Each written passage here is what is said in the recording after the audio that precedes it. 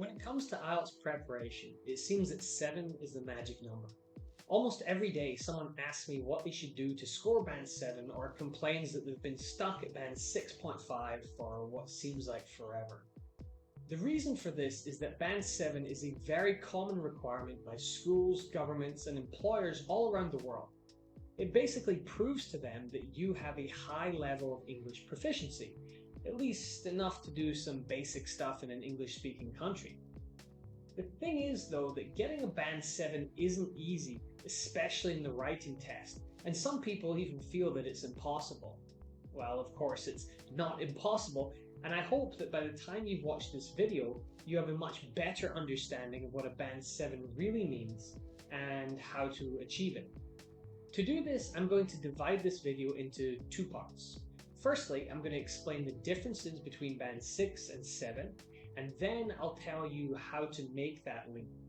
I'm going to draw upon my 13 years of IELTS teaching experience to make it as simple and as actionable as possible.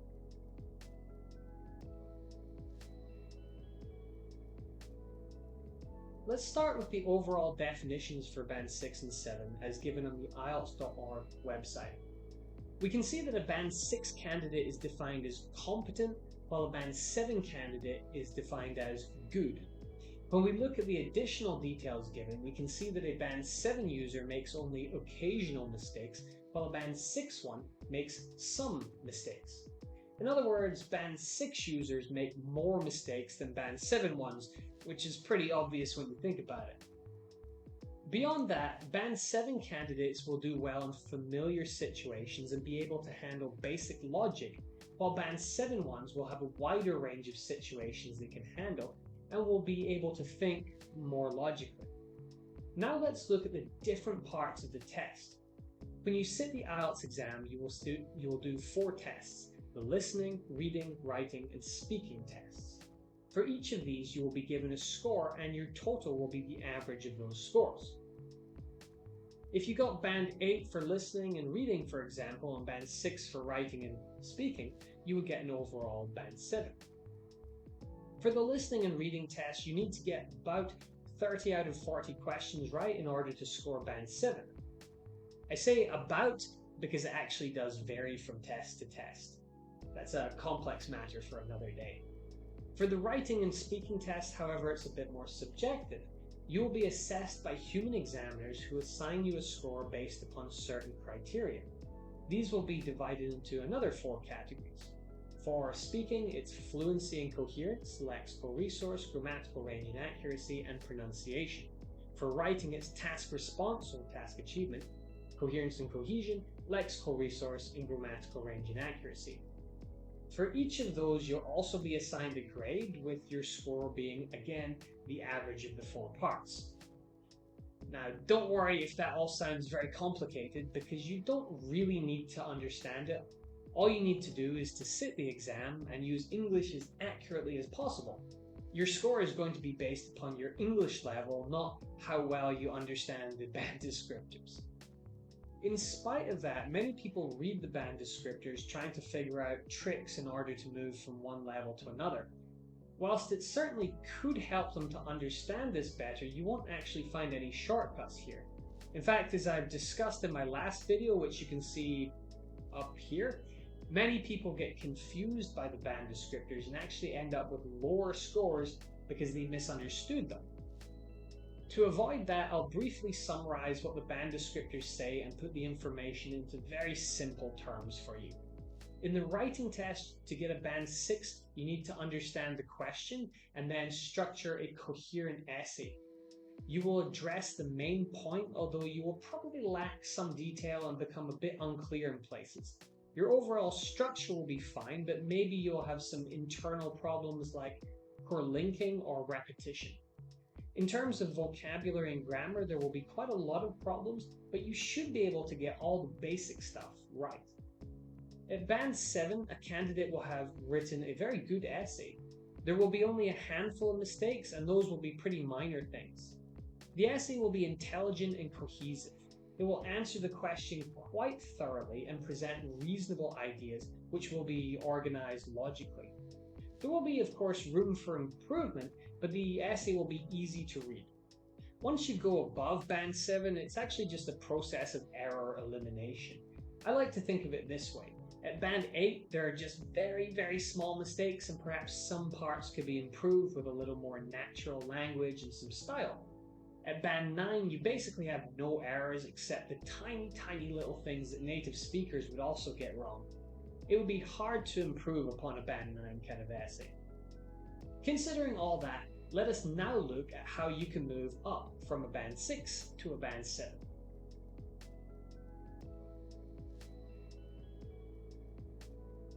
The first and most important thing you need to know before progressing from a Band 6 to 7 is what your current scores are.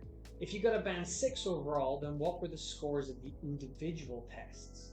Once you know this, then you can start to plan your progression towards a Band 7.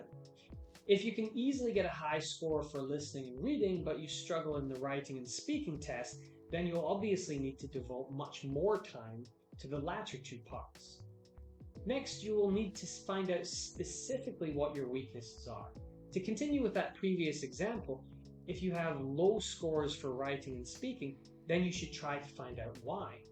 Was your writing score low because of poor structure, or was it your grammar that was the issue? Did you get a bad score in the speaking test because of hesitation or pronunciation? I help many students through my writing correction service and by doing mock speaking tests. You can find details in the description below. In those sessions, I let students know exactly where they've gone wrong. For example, this person did pretty well answering the question and structuring their answer, but they had quite poor vocabulary and grammar. Specifically, they were not good with articles and prepositions. Once you know this sort of thing, you can begin to address your biggest problems, and that's the most effective way to improve. Think about it. If you're getting Band 8 for task response and coherence and cohesion, but you're only getting Band 5 for lexical resource and grammatical range and accuracy, then the smartest thing is to try to fix those weaknesses. If you can get them up to Band 6, then you'll be able to get an overall Band 7. Of course, grammar is notoriously the hardest part of English, and so it's not as easy as simply jumping from a Band 5 to a 6. However, if you can find out your weaknesses and fix those, then you do stand a good chance of meeting the criteria for a Band 6 and thus putting yourself in line for an overall Band 7. This is probably the smartest approach that you can take. I know that many of you are probably asking, but how long will this take? Well, that's one of the questions I hear most from IELTS candidates, and honestly, there's no good answer. It's like asking, how long is a piece of string? There are many factors to consider. Firstly, it should go without saying that the people who invest the most time and effort will succeed the fastest. If you're able to spend 5 or 6 or 8 or 10 hours a day studying English, then you'll be able to rapidly progress from Band 6 to 7. You might even be able to do it in a couple of weeks. On the other hand, if you can only put in 30 minutes a day, it could take months or even years. Then you need to think about those individual problems I mentioned. If you got a low score in IELTS writing because you didn't know how to structure an essay, then you might be able to fix that problem in less than 1 day. However, if you have various grammatical problems, then it will probably take many months to fix these.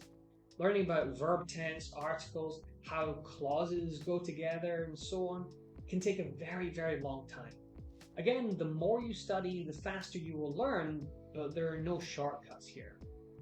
In terms of speaking, a person who gets a low score due to nervousness and lack of practice might be able to fix their weaknesses in a few days, but someone with really bad pronunciation might take 6 months or a year to overcome their problems. All of this is to say that your progress will depend entirely upon your problems and how much time and effort you're able or willing to invest.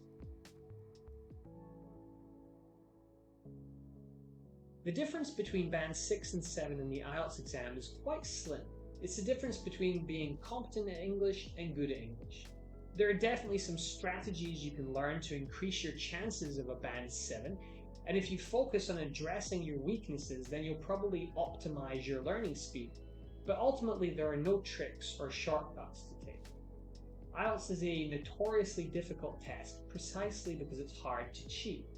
If you don't have good enough English skills, you won't be able to get a band 7 no matter what you do. As such, your best option is to study English really hard until you're at the right level, and don't waste your time and money by taking the test until you're ready. If you've paid attention to everything I've said today, and if you've got a good enough overall level of English, then it shouldn't be a problem for you to go up to a band 7 or even higher in your next IELTS test.